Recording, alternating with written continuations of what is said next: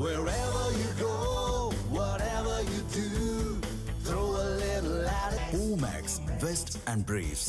ஈரானில் தற்போது முற்றிலும் புதிய தலைமை அமைந்திருக்கிறது. ஆட்சியை யார் கட்டுப்படுத்துவது என்பதில் அங்குள்ள தலைவர்கள் பூசலிட்டு வருகின்றனர்.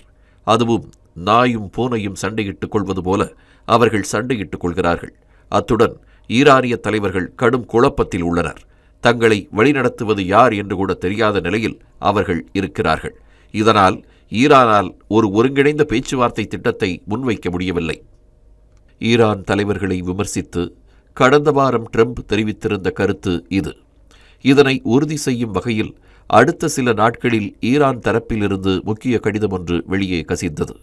அமெரிக்காவுடன் சமாதானமாக போவதா வேண்டாமா என்பது குறித்து ஈரான் தலைவர்கள் உச்ச தலைவரான முஜ்தபா கமேனிக்கு எழுதிய அந்த கடிதம் இரகசிய கடிதம் என குறிப்பிடப்படுகிறது. அந்த கடிதத்தின் சாரம் இதுதான்: ஈரானின் பொருளாதாரம் மிகவும் மோசமான நிலையை எட்டிவிட்டது. அதனால் இனியும் பழைய உத்திகளை பின்பற்றிக் கொண்டிருக்க முடியாது. மேற்கத்திய நாடுகளுக்கு எதிராக ஈரான் கடைபிடித்து வரும் தீவிரமான எதிர்ப்புக் கொள்கை தற்போது பெரும் விரிசல்களை கண்டிருக்கிறது. இந்த பிடிவாதமான போக்கால் நாடு தனிமைப்படுத்தப்பட்டுள்ளது. குறிப்பாக மக்களின் அதிருப்தி அதிகரித்து வருவதால் உள்நாட்டு புரட்சி வெடிக்கக்கூட வாய்ப்பு இருக்கிறது. எனவே பொருளாதார தடைகளில் இருந்து மீளவும் நாட்டின் அழிவை தடுக்கவும் அணுசக்தி விவகாரத்தில் அமெரிக்காவுடன் நேரடி பேச்சுவார்த்தையை உடனடியாக தொடங்க வேண்டும். முஜ்தபா கமேனிக்கு அனுப்பப்பட்ட இந்த கடிதத்தில் ஈரான் அதிபர் மசூத் பெசேஷ்கியன், துணை அதிபர் முகமது ஜாவத் ஜாரிஃப், நாடாளுமன்ற சபாநாயகர் முகமது பாகர் காலிஃபாஃப், வெளியுறவுத்துறை அமைச்சர் அப்பாஸ் அராக்சி உள்ளிட்ட முக்கிய தலைவர்கள் கையெழுத்திட்டுள்ளனர். இத்தனை முக்கியத்துவம் வாய்ந்த இந்த இரகசிய கடிதம் தற்போது வெளியே கசிந்திருக்கிறது.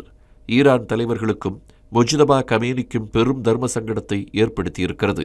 இதுகுறித்து கருத்து தெரிவித்துள்ள அந்நாட்டு நாடாளுமன்ற அதிகாரியான ஜலில் மொஹேபி கடிதத்தை வெளியே கசியவிட்டது மன்னிக்க முடியாத குற்றம் என தெரிவித்திருக்கிறார். மேலும் இதை செய்தவர்களுக்கு 10 ஆண்டுகள் வரை சிறை தண்டனை விதிக்கப்படலாம் என்றும் எச்சரித்திருக்கிறார். உடனே ஈரானின் அனைத்து தலைவர்களும் தங்களுக்குள் எந்த பிளவும் இல்லை என்று கூறி அடுத்தடுத்து பதிவுகளை வெளியிடத் தொடங்கினர். சபாநாயகர் வெளியிட்ட பதிவில் ஈரானில் மிதவாதிகள் தீவிரவாதிகள் என்று யாரும் இல்லை என்றும் தாங்கள் அனைவருமே புரட்சியாளர்கள் என்றும் தெரிவித்திருக்கிறார்.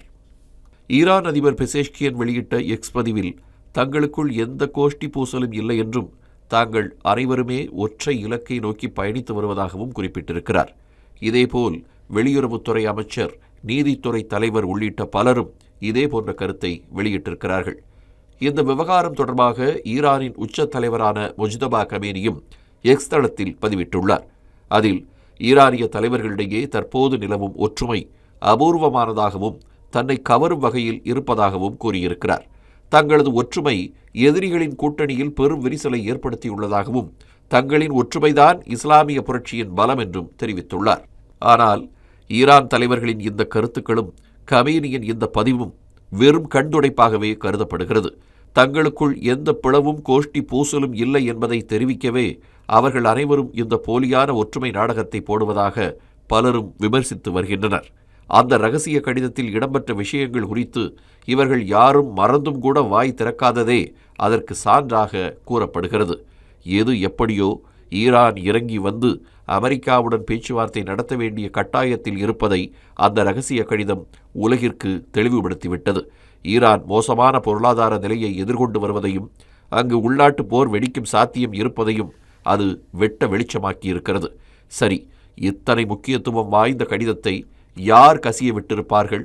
தொடக்கத்திலேயே கூறியது போல கமேனிக்கு அனுப்பப்பட்ட இந்த கடிதத்தில் ஈரானின் முக்கிய தலைவர்கள் பலர் கையெழுத்திட்டிருக்கிறார்கள். ஆனால் சில தலைவர்கள் அதில் கையெழுத்திட மறுத்துவிட்டார்கள். குறிப்பாக அந்நாட்டின் தேசிய பாதுகாப்பு கவுன்சிலின் செயலாளரான அலி பாகேரி கானி கடிதத்தில் கையெழுத்திட ஒப்புக்கொள்ளவில்லை. அவர்தான் இந்த கடிதத்தை கசிய விட்டிருக்கலாம் என்று கூறப்படுகிறது. யாரெல்லாம் அமெரிக்காவுக்கு ஆதரவான மனநிலையை கொண்டிருக்கிறார்கள் என்பதை வெளிக்காட்டவும் அவர்களை போட்டு கொடுக்கவும் அவர் இதனை செய்திருக்கலாம் என்று தெரிகிறது. இது உண்மையென்றால் ஈரான் தலைவர்களின் ஒற்றுமைக்கு இது மேலும் ஒரு சான்றாக அமையும்.